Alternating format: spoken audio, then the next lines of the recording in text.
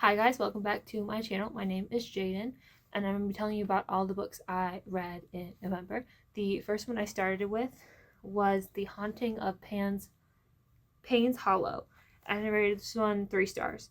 So after her grandpa dies, Sam is given his property in his will, but must stay on it for a month to be on there to disclaim the lie she said about her father when she was younger, saying that that she saw her father burying a body, and her grandpa wants her to see that she's telling the truth, per se. Remember the truth. So this book was very Sleepy Hollow vibes, even mentioned Sleepy Hollow in it. And it makes sense based off the cover. And the Paynes Hollow, which is like the basis of this book, supposedly is the inspo for Sleepy Hollow, in quotation marks. It was okay read with short chapters that made it very fast to read. The supernatural aspect of the book was interesting, but also meh to me. Might have zoned out a few times while reading, during especially the explanation of why everything works the way it does. The relationship between Sam and Austin, who's like the caretaker on the property and has to make sure she stays there for that month, was interesting. And then the reasoning why people got taken in this book was a very cool idea. The ending I zoned out with, and the book is less than 300 pages. Ben and Sam's dynamic I thought was interesting as well. So I'm sorry. So Austin was somebody that is Ben's younger brother, and he used to be really mean to Sam. And so Ben's the caretaker, not Austin. Austin died a while ago. Sam's grandpa, who makes her stay on this will, is a dick and an asshole for everything he puts Sam through. And we understand part of it as the book progresses, but he's still a dick for why he did and what he's making Sam go through overall, and all these complications and clauses in it that she can't break. It's just really stupid, and he's such an asshole kind of father. After that, I read Mate, and I rated this one 4 stars. So this is the sequel to Bride, but focused on Serena and Cohen. So I read Bride last year, enjoyed it, and I'm not knowing if I was going to read more, but after I read more Allie Hazelwood, I'm like, I'm going to give Mate a try. So the writing in the book felt kind of clunky, a bit off, but got better as the book progressed. I finished it in less than a day. Cohen's entire plot is good, but the solution for it could have been done earlier. It's a whole subplot. You can't do this, you can't do this. And then he does it later, and then it's oh yeah, you could have done that the entire time. It's then what was the reason? Irene's demise also seemed gleamed over, even though parts of her were interesting. Book made me chuckle and laugh a lot while reading. I wish there were more sex scenes in this book, but it made sense with the lead up to them and why they happened. Werewolf heat is an interesting concept that I would like to see more of, since it's my first time reading about it. I liked the arc between Cohen and Serena's relationship throughout the book. It felt realistic for both. And the entire book is leading up to this big thing. And it kind of disappointed me. It was seriously, this is the whole lead up. This is what we've been waiting for the entire time. This is the giant mystery, and it's just this. It just felt like a giant letdown for me. The third book I read was The Perfect Son, and I also rated this one 4 stars. So after one of her son's classmates goes missing, Erica thinks her son might have some part of it. So I finished this in only a few hours, which I kind of do with Freedom McFadden books, and the twist was kind of obvious. I liked the ambiguity of the ending and what it could mean afterwards. Liam's history with what he's done in the past and mannerisms I found quite interesting, and I liked his relationship with Hannah and how he feels about her.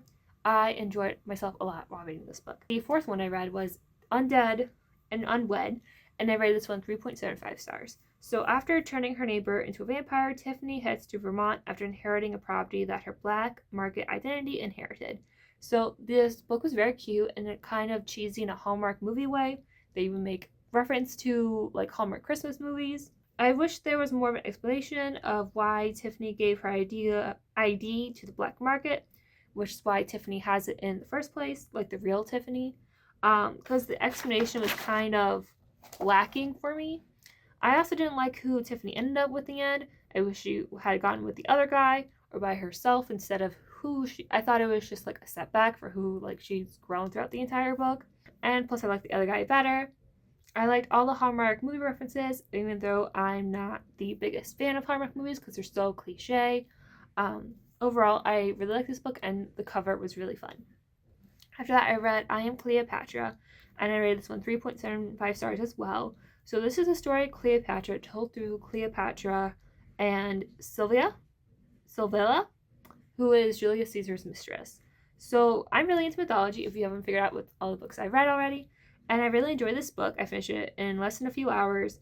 There was some confusion for me in the beginning when there were multiple characters with the same name, so it was hard to keep track of who was like the one and who was the junior, and it was all over the place.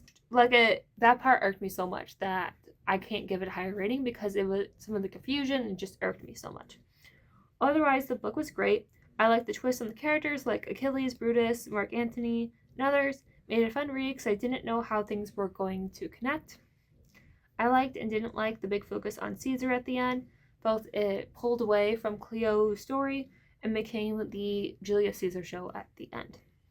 After that, I read The Curse of Madame Petrova, and I rated this one 4 stars. So after reuniting, Silver and her twin brother, Janus, fake their deaths to avoid the curse they've heard their entire lives from coming true. So I finished in a couple hours, fast read. The synopsis made it seem like it was gonna be like a Grimm's fairy tale kind of thing. Ended up being disappointing instead. I still enjoyed the book, though, and why Madame Petrova cursed them in the beginning seemed kind of flat in retrospect and stupid. It just traumatized these characters for no reason. I wish we got more exploration of both Silk and Janus before reunification to see more character development, because we already see them like reunited and we get little mention of the lives beforehand, but not much. The exploration of card reading I thought was fun, and Janus's love of woodworking, especially spoons. Janus also felt ungrateful at times, especially in the last couple pages with what Silk did for him. After that, I read Death's Country, and I read this one 4.5 stars. So Andreas and Renee go to the underworld to save their girlfriend, as she was used as payment for death from saving Andreas the year prior from drowning. So this is a retelling of Eurydice and Orpheus that I found through TikTok, and I really, really enjoyed this book. And it's told in verse, which I love, and I was able to finish it in a few hours. I did that a lot this month. I love the throuple dynamic between our leads. We wish there was more of Laura before she went to the underworld. The design of Underworld was really cool, especially with all the people we hear about and the places that died there as well, because there's like places in time that died there. Who the prince was predictable, but it was understandable from what we knew. I also thought the cover was really cool with a good mix of its source material and its own story. Really, really enjoyed that book. Thank you, TikTok. After that, I read A Blind Date with a Vampire, and I rated this one 3 stars. So Azel is given the challenge of 5 blind dates in a 2-week period set up by his friends. So the cover drew me in. Based off of the synopsis, I thought it was going to be like a cute supernatural book. Like romancy. I stopped caring like halfway through because it wasn't what I wanted. Like the second date was, I just wanted to be done with the book afterward because the first one was so interesting and the second one afterwards were just like, I don't know if it was the writing or how it was being told, but I stopped caring. Thank goodness this book was less than 300 pages because I couldn't read any more. I did like how all the stories connected at the end, or characters were mentioned. It was a good way to work everything together. Supposedly this is part of a series that I never read, so maybe that's why everything just felt combobulated for me, because nothing like worked really in this book and I was just confused. After that, I read The End of the World as We Know It, and I read this one 4 stars. So this is short stories from Stephen King's The Stand, made from different authors on their own, like retelling of The Stand, or what they think happened during it, afterwards, or in between it. So I read The Stand during COVID and I loved it, and I was so excited when I saw this book since I'm a huge fan of The Stand. Some of the stories I really loved, like Across the Pond and He's a Righteous Man, as they just reminded me of other characters from The Stand or other books from Stephen King. I also liked the mention of Larry's song, as Larry is one of my favorite characters from the OG story. While I wasn't a fan of some of the stories, most of them I enjoyed and would have loved for the story to continue. Mentions of picking a side between Flag and Abigail kept happening. Like, they were mentioned over and over that it just got annoying for me. It's like, okay, we get it. They have to pick a side, good or evil, maybe in between, and just got annoying really fast. Like, it made sense, but it was still annoying. I also liked how we got a story about someone not getting either Flag or Abigail, just like in the middle, and I thought that was very interesting. I also liked the other mentions of the other characters from the OG story, like Tom and Fanny. I probably pronounced it wrong, but you know what I mean. After that, I read How Far I'll Go, and I read this one 3.5 stars. So after the heart of Te Fiti gets destroyed, Moana goes on a journey to get Te Fiti's tears to unite the heart with a spirit walker named No. So I read all the books in the Twisted Tales series, and this one is my least favorite. I ended up just being like disappointed in it. And I was really excited for it too. I just couldn't connect to this one like I could the other Twisted Tale books. Some of the imagery was hard for me to imagine, and I didn't really like No. Plus, the whole premise is that Moana broke the heart. But she really didn't. She just made a mistake, and that's how it got destroyed. So she personally didn't break it. Like, she made a mistake, and then that's what caused it. And like the whole like one line of the book is, what if like Moana broke the heart? She didn't break the heart. She did something she wasn't supposed to, and then that caused it to be destroyed. And it just pissed me off that it's like she personally didn't break the heart, and I thought that was gonna be that she broke it. She didn't, and it just pissed me off. So that's probably, it bothered me so much in the book. So probably that's why I gave it a low rank, because it just bothered me so much. I did like how they played with some fan theories in this book, and I felt like the ending was rushed. I wish there was more of Maui and more of Afa. After that, I read Tourist Season, and I read this one 4 stars. So Nolan goes to Cape Carnage to murder the woman who hit him and his brother and had to run years prior, but they end up falling for each other instead. So this is my favorite of Brynne Weaver's book so far. I've read the Ruinous Love trilogy, and this one is my favorite. I really like the arcs between Harper and Nolan throughout the book, and I like the nods to Butcher and Blackbird, even though Butcher and Blackbird is my least favorite. Book had little to no jumpiness that Ruinous Love trilogy had, which is great because I hated that jumpiness in those ones, but there was none of it, so which was great. Without the last 2 chapters, this book would have been a great standalone, but with those last 2, I want to read the sequel now.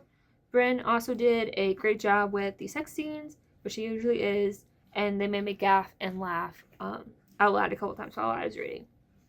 After this, I read The Court of the Dead, and I read this one 4.75 stars. So Nico and his boyfriend Will are asked to come to Camp Jupiter to help Hazel when monsters come, but they're not evil, they want to be good. So this is the sequel to the Nico D'Angelo books,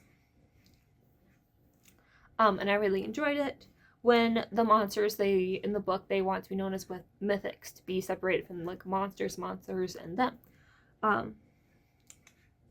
When they start disappearing, Will and Nico had to figure out why, which I thought was very interesting.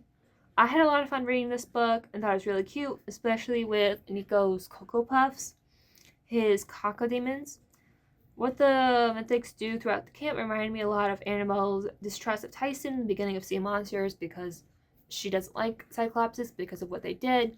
And so like just the distrust thing going on with during the camp, it just reminded me a lot of that.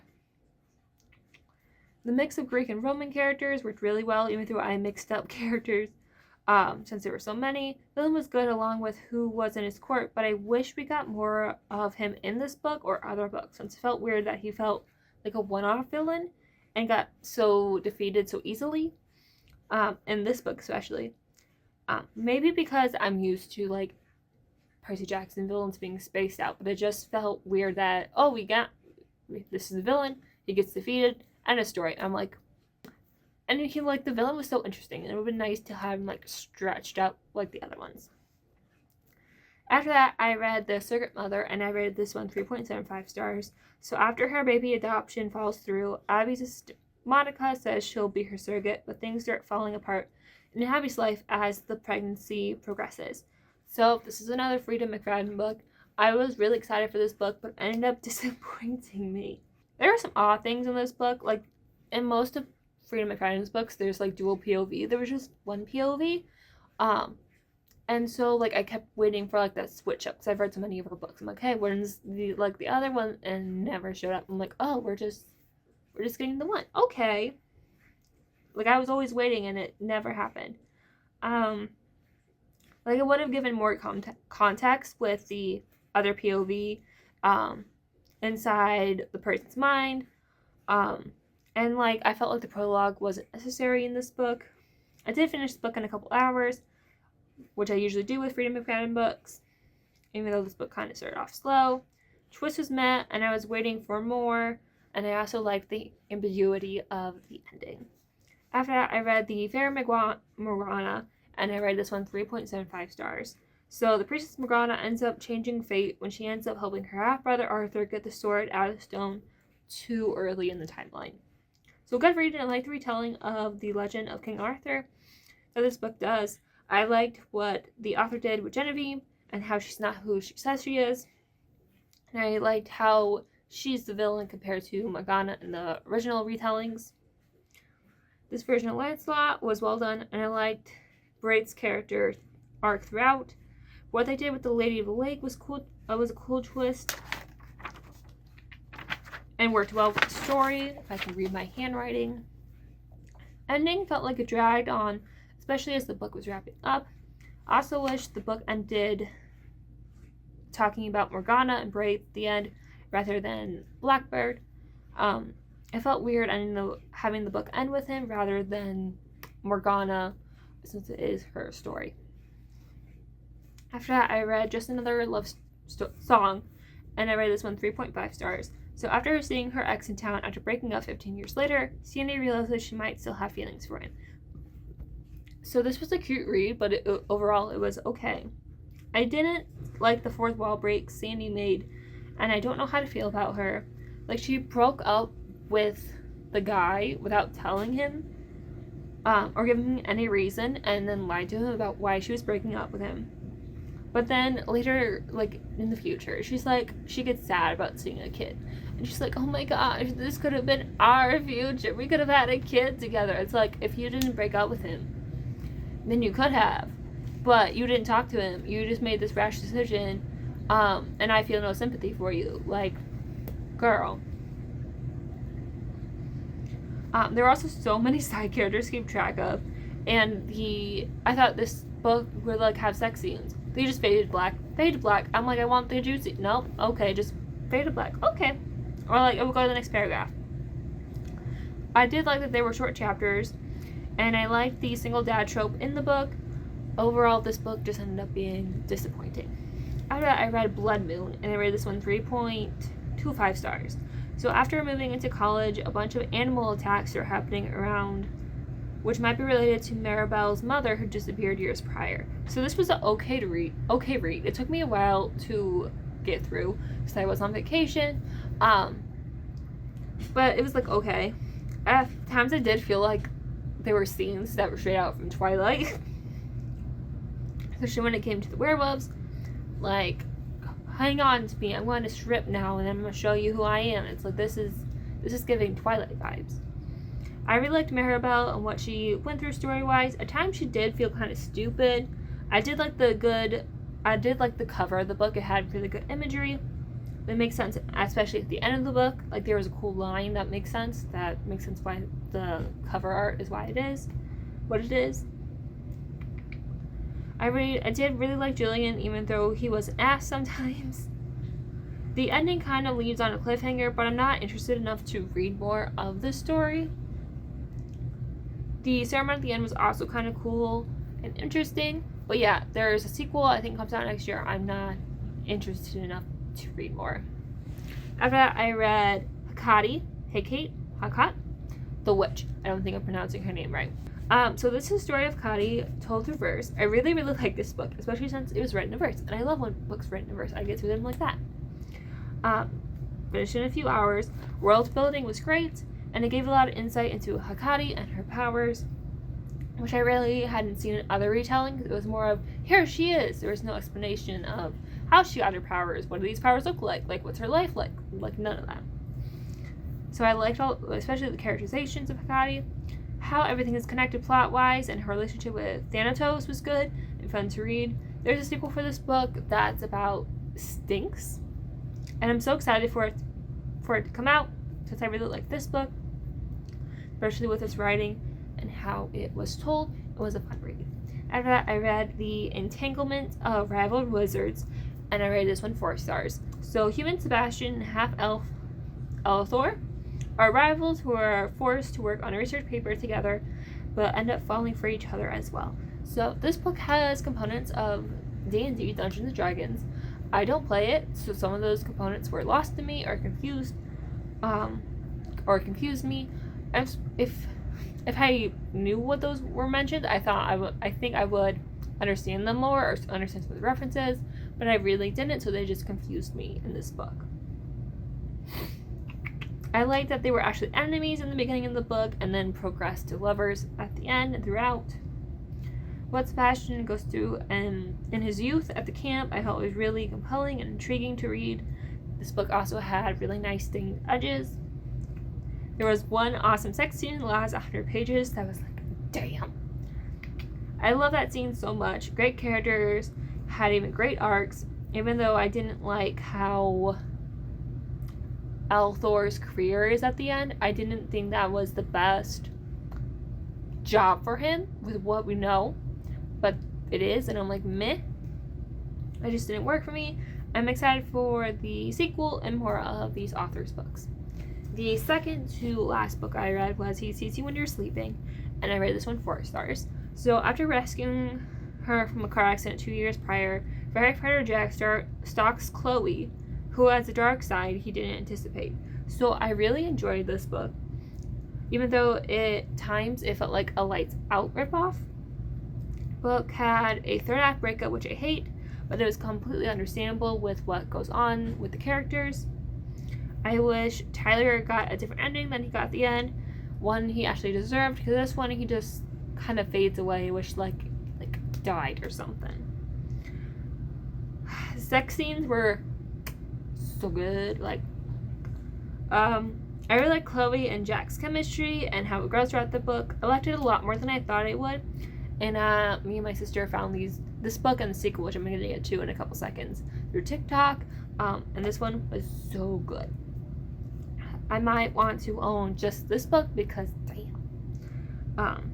I really didn't like Sloane, who was Chloe's friend in this one. She just did something stupid that sort of starts the third act, breakup, miscommunication, bad things happening thing. And it's like, if you hadn't done this one thing, none of this would have happened. Talking about Sloane, the main character in the second one is about Sloane. The second one is called He Knows When You're Awake, and I rated this one 3.75 stars.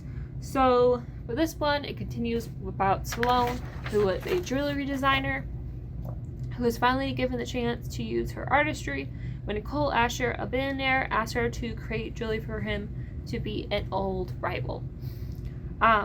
Like I said, this is a sequel to the first one. This one ended up being disappointing, maybe because I didn't like Sloane after what she did in the first one. I couldn't really connect to Sloane. Cole was okay. There were good sex scenes, but they weren't as good as the first one. I didn't have as many. Book kind of ended abruptly, and the last few lines were just kind of cheesy and nods to the title, and I'm like, ew, gross. In a bad way. This book had dom and sub dynamics, which the first one did, but in this book it wasn't as good, and it felt rushed compared to the other one. The whole billionaire thing was kind of meh overall. This is one of my first ones reading about the billionaire romance, and it was just meh. This book and also its first one had really cool stained edges, they were so good. With how I don't know if there's any more books in this series. If there is, I might read more because I really like the first one. The second one disappointed, which is funny because it's usually the first one that sucks and the second one's like, oh my gosh, it's so good. So we'll see if there's more. If not, then it was okay. It was a good duology. So those are all the books I read in November. If you have any recommendations for me in December, let me know down below. Otherwise, I'll see you next month. Bye.